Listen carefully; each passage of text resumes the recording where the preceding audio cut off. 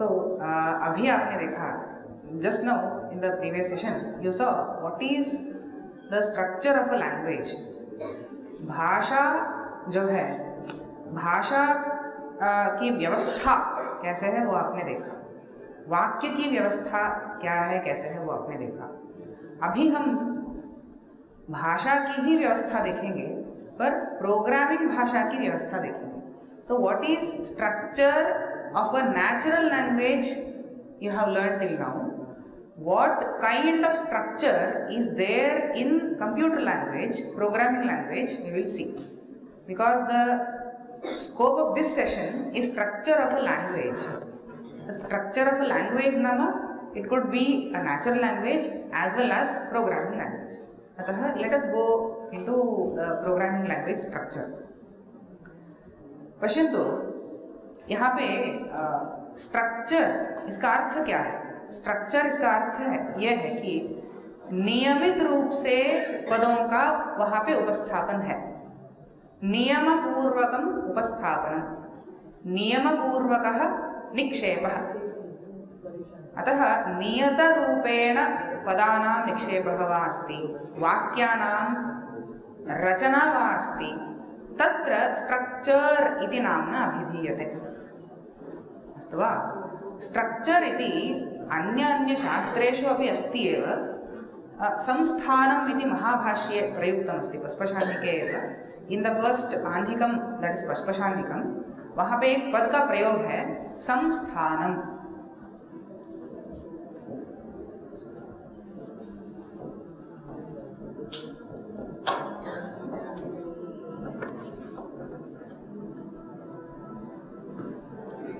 इस संस्थान का पद यह होता है कि इस पदार्थ, इसका पदार्थ यह है कि जो कोई भी एक द्रव्य है, उस द्रव्य को नियत रूप से एक वस्तु में स्थापन करना, ठीक है, यह होता है संस्थान। अभी संगणक भाषा में इसका अनुयोग उपयोग कैसा होता है मैं आपको दिखाऊंगा। देखिए, जैसे हमारा वाक्य प्रयोग है, वाक्य प्रयोग, ये वाक्य प्रयोग जो करते हैं, यहाँ पे हम साधारणतया पहले कर्ता का प्रयोग करते हैं और अंत में क्रियापद का प्रयोग करते हैं, है ना। तो हम ये तो नहीं कहेंगे कि जाता है राम।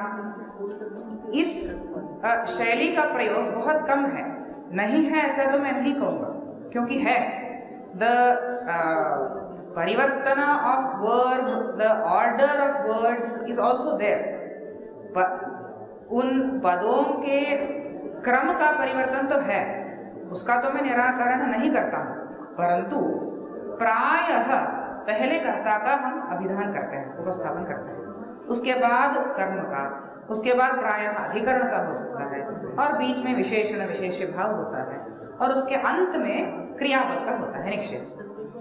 ऐसे ही प्रोग्रामिंग भाषा में भी एक क्रम है, क्रम, order of writing down the words, writing down the type और कैटेगरी ऑफ वर्ड्स। तो लिखन्तु ऑर्डर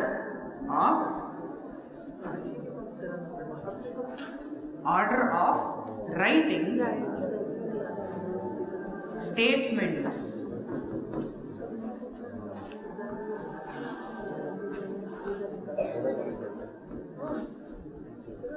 वाक्यम इति यदुच्यते, यह वाक्य जो है, इस वाक्य का हम प्रोग्रामिंग भाषा में स्टेटमेंट इस शब्द का प्रयोग करते हैं वाक्य बोलने के लिए।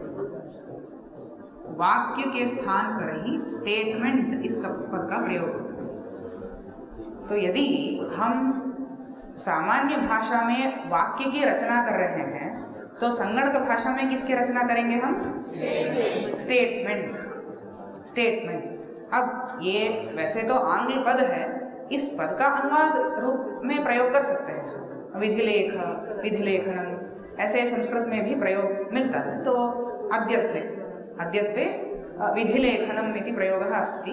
यतोहि at the end of the day finally पश्यन्तु, स्टेटमेंट नाम किं करोति, किम् इदानीमेकं वाक्यं वस्तुतः किमर्थम् उपयुज्यते खलु। नाम यदि हमें कुछ कार्य करना है, यदि वह हमें कुछ कार्य करना है, यदि वह अन्य से कराना है, इसलिए तो वाक्य का प्रयोग होता है। अन्यथा हमारे मन में जो है उसकी अभिव्यक्ति जो करनी है, इसके लिए हम वाक्यों का प्रयोग करते हैं। ऐसे ही प्रोग्रामिंग भाषा में, प्रोग्रामिंग लैंग्वेज में हमें विधान करना है, विधि वाक्य। हमें संगणक के द्वारा कुछ आउटपुट चाहिए हमें। मैंने एक पद का प्रयोग किया, आउटपुट। आउटपुट वह होता है कि हम उसको एक कहते हैं, हम तुम ये करो, तो वो हमें करके कार्य देता है ना, वो अंतिम कार्य जो प्राप्त होता है उसको आउटपुट कहते हैं। ठीक है। अब विद्यार्थी, बहुत सारे, सभी विद्यार्थी ही हैं वैसे, हम भी विद्यार्थी, सभी विद्यार्थी यौगिक पद का अर्थ स्वीकार करते हैं। तो अतः देखिए, विद्यार्थी क्या क्या ग्रहण करता है? विद्या का ग्रहण करता है, वो होता है इनपुट। इनपुट जो हमारे मन के अंदर जाता है वो इनपुट हो गया। आउटपुट क्या होता है? जो हाँ, क्या होता है output? What is output? After processing. Very good. So after processing what ever is the end result, that is the output. अतः there are 3 stages here. So this is vidhi. Vidhi. There are 3 stages. The first stage is input. The second stage is processing. The third stage is output. जैसा खाओगे अन्न मन। हाँ, तो input क्या है यहाँ पे? अन्न। आउटपुट क्या हो जाएगा?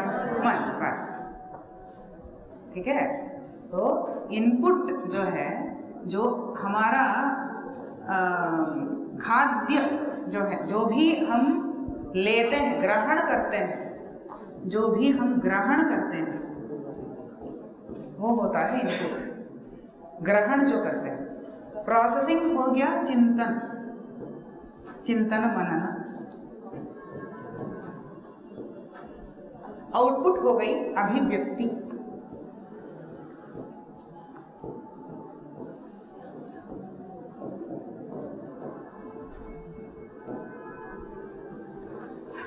ठीक है। तो पहले हमने क्या सीखा? पहले हमने सीखा कि वाक्य ही स्टेटमेंट कहा जाता है संगणक भाषा की परिभाषा। संगणक भाषा की एक परिधि है ना, सभी भाषाओं की एक परिधि होती है। तो संगणक भाषा की परिधि में हम क्या कहते हैं? स्टेटमेंट। इस पद का प्रयोग करते हुए क्रिया किया जाता है।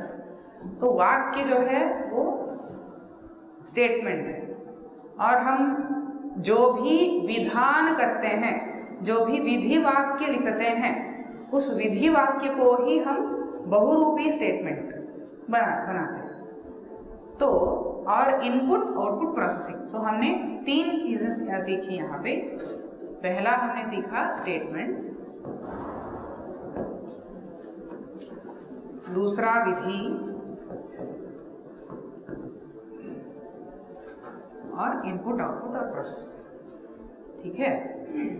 अब हम समझेंगे कि स्ट्रक्चर संगणक में होता कैसे। मैंने क्रम पद का भी प्रयोग किया था, है ना? क्रम, order of words in a sentence. ठीक है। एक मैं बहुत छोटा सा एक वाक्य लिखूंगा, बहुत छोटा सा वाक्य लिखूंगा, संगणक भाषा में एक बहुत छोटा सा वाक्य लिखूंगा। आप देखिए, यहाँ पे लिखता हूं,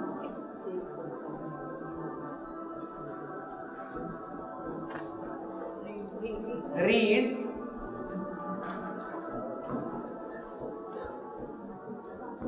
इनपुट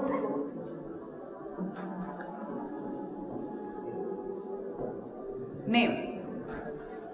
मैंने 3 पदों का प्रयोग किया है, रीड, इनपुट और नेम। यहां पर देखिए, हम बहुत सारी चीजों को सीख रहे हैं। ये पहला जो पद है, ये पद है विधि सूचक। विधि सूचक पद जो है ये पहला पद, हम संगणक को यह बता रहे हैं कि तुम पढ़ो।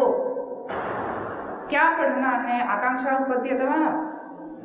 अभी जब हम एक वाक्य का आरंभ करते हैं तब आकांक्षा तो होती है।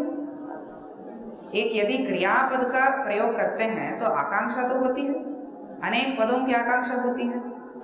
यहां पर भी रीड इस क्रियापद को, इस विधि रूपी पद को पढ़कर संगणक की जिज्ञासा उत्पन्न होती है, आकांक्षा उत्पन्न होती है। मैं क्या पढ़ूं? रीड, हमने बोला रीड, तो वो सोचता है अरे ये तो मुझे पढ़ने को बोल रहा है, अच्छा मैं क्या पढ़ूं, है ना, एक सामान्य आकांक्षा है। ठीक है, तुम इनपुट को पढ़ो, तो ये क्या हो गया? पढ़ो हो गया। पहला वाला हमने बोला उसको पढ़ो। क्या पढ़ो? इनपुट को पढ़ो। जो भी हमने इनपुट को हम ग्रंथ या ऐसे कुछ विषय विषय सब अच्छा विषय, ओके,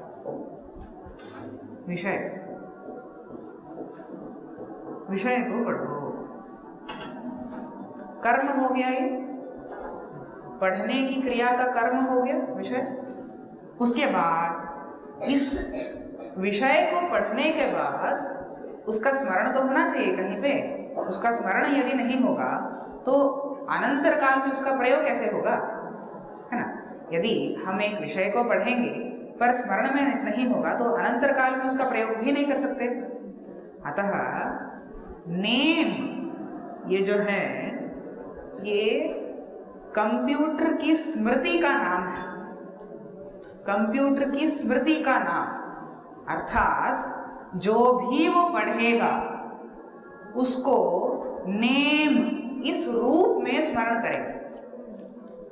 अर्थात आगे प्रोग्राम में हम जब भी नेम पद का प्रयोग करेंगे वो विषय को उपस्थापित करेगा।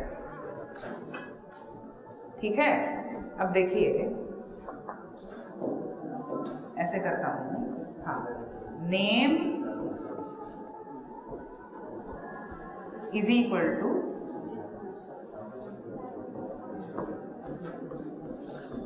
कृष्णा। तो यहाँ पे name is equal to Krishna. अब मैं और एक स्टेप आगे बढ़ाऊं। पहले क्या था? 3 पद थे, रीड इनपुट नेम। 3 पद थे, रीड इनपुट नेम। अभी हो गया name is equal to Krishna. इसका अर्थ क्या होता है? इसका अर्थ यह है कि कृष्ण इस विषय को, यह हो गया विषय, इस विषय को ये इज इक्वल टू चिन्ह क्या द्योतित कर रहा है? पढ़ो अथवा देखो, उसी को द्योतित कर रहा है।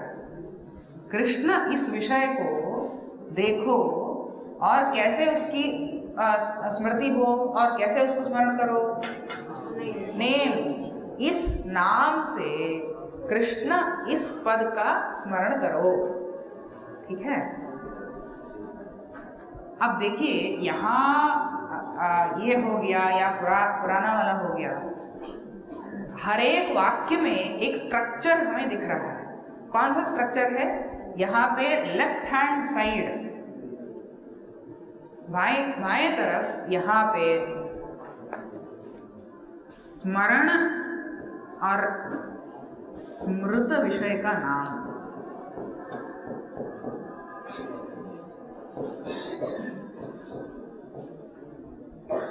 बीच में एक इज इक्वल टू सिंबल है। ये इज इक्वल टू सिंबल भी स्ट्रक्चर को ही इंगित करता है, सूचित करता है। This is also a structure. उसके बाद कृष्ण जो है ये तो साक्षात विषय है, साक्षात विषय। तो हमें यहाँ पे क्या क्रम मिल रहा है? पहले हम क्या करते हैं? जो स्मरण करना है, जैसे स्मरण, जिस प्रकार स्मरण कर रहा है उस पद का प्रयोग आदौ करते हैं, पहले करते हैं। उसके बाद एक इज इक्वल टू इस चिन्ह का प्रयोग करते हैं, उसके बाद we are using the actual entity that is to be remembered, that is to be stored for later use. Okay, so in the left hand side we have the actual name of the memory element to be stored, then we have some kind of a symbol, and then we have some kind of a object to be stored. इस सभी ज्ञान का प्रयोग हम अन्वय चित्रण में कैसे करते हैं अभी मैं वो दिखाता हूं। देखिए, हमने गच्छति क्रिया लेंगे, अस्तु गच्छति मास्तु पृच्छति इति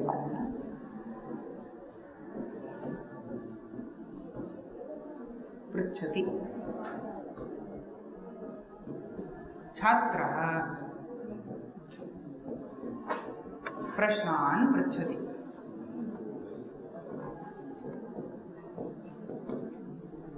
छात्र ये तो कर्ता हो गया K1, और प्रश्नान ये क्या है K2। ठीक है, देखिए ये हम आपको समझाने के लिए, मनुष्यों को समझाने के लिए इस एरो मार्क का प्रयोग हो गया और K1 K2 सिंबल का प्रयोग हो गया, ये सभी हम कर रहे हैं।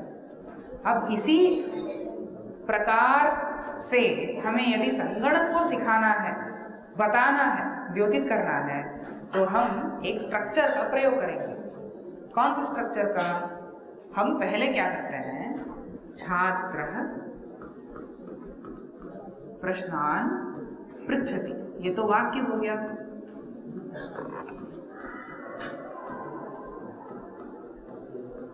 ये तो वाक्य हो गया। अभी इस वाक्य में जो पद हैं उनको 1 2 3 हम नंबर कर देंगे, 1 2 3। उसके बाद 1, अब अभी स्ट्रक्चर लिख रहे हैं, जैसे हमने रीड इनपुट वर्ड अथवा नेम किया था, नेम इज इक्वल टू किया था, ऐसे हम अभी स्ट्रक्चर, ये जो है ये वाक्य है, ये संगणक के लिए वाक्य है। 1 हम पहले 1 लिखेंगे, 1 यानी पहला पद, फर्स्ट वर्ड इज छात्र। जैसे वहां पे इज इक्वल टू था, यहाँ पे एक स्पेस आ जाएगा बीच में, स्पेस, ये भी तो स्ट्रक्चर है। जब हम पदों के बीच में जो अवकाश स्थापित करते हैं वो भी तो स्ट्रक्चर ही है। 1 स्पेस छात्र स्पेस, इसके बाद छात्र का पृच्छति क्रिया में कर्तृत्व संबंधेन अन्वयति खलु, अतः छात्रः कर्ता खलु। यहाँ पे हम K1 ये लिखेंगे, स्ट्रक्चर हो गया। पहले हमने क्या लिखा, एक संख्या, किसकी संख्या है, पद की संख्या, पद की संख्या। छात्रः प्रश्नान् पृच्छति, यहाँ पे पहला पद छात्र है, तो 1 छात्रः K1। करता है ये तो ठीक है, छात्र करता है, पर किसका करता है, पृच्छति क्रिया का करता है। अतः फिर से एक स्पेस लिखकर पृच्छति क्रियापद का, क्रियापद की संख्या क्या है, 3, तो हम 3 लिखेंगे। तो ये हो गया आपका विधि वाक्य, पूरा विधि वाक्य हो गया। इसको आप लिख लीजिए, 1 स्पेस छात्र स्पेस K1 स्पेस 3। अब यहाँ से आपको क्या क्या सूचना मिली, पहला शब्द जो है वो छात्र है, और छात्र करता है, और ये करता किसका करता, 3 का करता है, 3 का करता, वो 3 क्या है, क्रियापद है, बस। ठीक है, तो ऐसे ही हम दूसरा भी वाक्य लिखेंगे, दूसरा विधि वाक्य लिखेंगे 2। अब दूसरा पद का क्या है, कौन सा है, प्रश्नान। अब आप ही बोलिए, प्रश्नान। So what is this now, space K2, हाँ K2 space 3। Okay, very good. And what is the third word, पृच्छति। ओके, स्पेस हाँ, should there be any space and some relation सम्यक् अस्ति खलु सी पश्यन्तु when we are already connecting chhatra to prachati then we need not again connect chhatra to prachati to chhatra ekavaram kriyate cheti you will understand atah we will write only third word is prachati etavadalam this is sufficient okay so the first word is chhatra which is a karta of 3 second word is prashnan which is a karma of 3 and the third word is prachati okay idanim पूर्वं मया दर्शितम् आसीत् name is equal to कृष्णः इति दर्शितं खलु name is equal to कृष्णः अत्र name was an identifier कस्य आइडेंटिफायर कृष्णः कृष्णस्य आइडेंटिफायर आसीत् अत्र what is the identifier of छात्रः 1 this number 1 is the identifier of chhatra what is the identifier of prashnan number 2 prachati number 3 so this is exactly equivalent to name is equal to krishna in the sense that 1 is equal to chhatra 2 is equal to 3 is avagatam va idameva programming vastutah idameva programming बहु कठिनम् इति नास्ति वा यथा अत्र structure किञ्चित् भवति एवमेव structure भिन्नरीत्या भवति इतोपि किञ्चित् बृहत् स्ट्रक्चर भवति तावदेव इदानीं यदि अहं परिवर्त्य लिखामि let me write it in another way so आदावेव केवन् इति लिखामि अस्य स्थले in the place of 1 if I write केवन् will the computer understand no किमर्थं because that is not the structure अवगतं खलु अतः स्ट्रक्चर बहु मुख्यं प्राधान्यं भवति this is computer programming this is your how all the languages are structured okay and evam vidhaya यदि अस्माकं टूल अस्ति तत्र अन्वयचित्रणम् इति टूल अस्ति अनया रीत्या यदि तत् टूल मध्ये प्रदीयते चेत् साक्षात् इदं चित्रम् औट्पुट् रूपेण आगच्छति एतदर्थं टूल निर्मितमस्ति तस्य प्रदर्शनम् अहम् इदानीं करोमि This is our website, Sambhasha.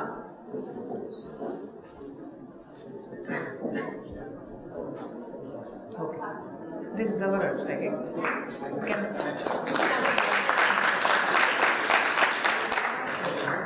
You can just write Sambhasha KSU in the Google search and you will get this website. Just go to projects.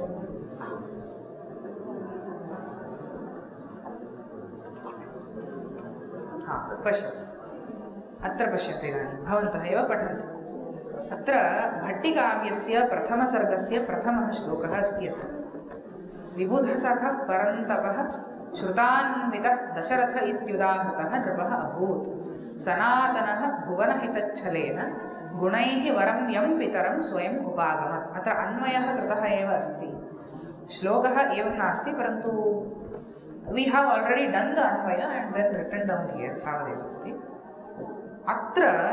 अत्र पश्यन्तु भवन्तः स्ट्रक्चर् अत्र दृश्यते खलु 1 विबुधसखः विशेषणम् ऑफ 6 कस्य अभिधानं 6 कस्य अभिधानं नृपस्य 5 कस्य अभिधानं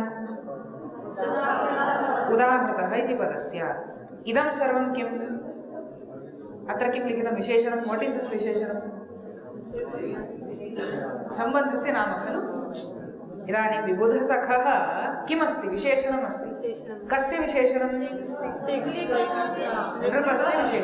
नृपस्य विशेषणं परन्तपः अपि विशेषणं कस्य नृपस्य दशरथः अत्र पश्यन्तु पुनः दशरथः इति उभयं मिलितं नाम मिलित्वैव सहैव अस्माभिः एकं यूनिट् इति स्वीकृतमस्ति किमर्थम् इत्युक्ते यथा तत्र सह इत्यस्य समस्या आसीत् सीतया सह रामेण सह इति यथा सह पदस्य अन्वयः साक्षात् क्रियापदे न भवति सः पदं साक्षात् तु न भवति, कथञ्चित् भवति। तथैव अत्र इति पदं दशरथः इति अवयवं नाम सूचयति। The name Dasharatha is indicated by the सूचक इति। ओके, सो दशरथः इति अभिधानं कस्य 5 इत्यस्य। अतः एवं रीत्या सम्पूर्णस्य श्लोकस्य कृतम् अत्र लेफ्ट् सैड् मध्ये। अत्र ड्रा इति नुत्वा अत्र प्राप्यते। किं प्राप्यते? इदं चित्रं प्राप्यते। इदं चित्रं पश्यन्तु। इदं चित्रम् इदानीं साक्षात् एवं दृश्यते खलु? दृश्यते? अस्तु। अतः अस्य वस्तुतः प्रयोगः कः इति अहं कथयामि, प्रयोजनं किम् इति अहं कथयामि। पश्यन्तु, what is the actual usage of this अन्वयचित्रणम् एवं टूल् कृत्वा किं प्रयोजनम् इत्युक्ते, पश्यन्तु, if you read this sentence, इदं वाक्यमेव सम्पूर्णं पठन्ति चेत् कस्य विषये अयं श्लोकः इति ज्ञायते वा? साक्षात् इदं पठन्ति वा? विबुधसखा परन्तपः एतावत् बृहत् पठित्वा किं झटिति अवगम्यते वा? किमस्ति इति न अवगम्यते खलु? परन्तु चित्रं पश्यन्तु, चित्रं दृष्टं चेत् साक्षात् किं ज्ञायते? क्रियापदेन सह सम्बन्धः कस्य अस्ति? तर्हि नृपस्य विषये अयं श्लोकः इति प्रथमक्षणे ज्ञातम्। अवगतं खलु? प्रथमक्षणे एव नृपस्य विषये एव अभूत् इति अस्ति इति ज्ञातम्। Therefore, the reason or the prayojanam of this chitranam is that, one of the prayojanam of this chitranam is that we can understand the given shloka or a given sentence in a much more intuitive way, in much more friendly way. तदेव अस्य प्रयोजनं भवति। अतः एवं सम्पूर्णस्यापि कस्य कस्यचित् श्लोकस्य वाक्यस्यापि एवं कर्तुं शक्यते। एतत्तु भवन्तः अपि उद्घाट्य कर्तुं शक्नुवन्ति। एतस्य प्राक्टिकल् मध्ये वयं किञ्चित् कारयामः, so that you will also know what are the points where you should be careful इत्यादिकं ज्ञायते। अतः प्राक्टिकल् माध्यमेनैव एतत् कारयते वस्तुतः। एवं रीत्या अस्माभिः भट्टिकाव्यस्य प्रथमसर्गस्य सम्पूर्णतया कृतमस्ति। तदपि एकवारं दर्शयित्वा अहं विरमामि। तावत् नमस्ते इदानीम्।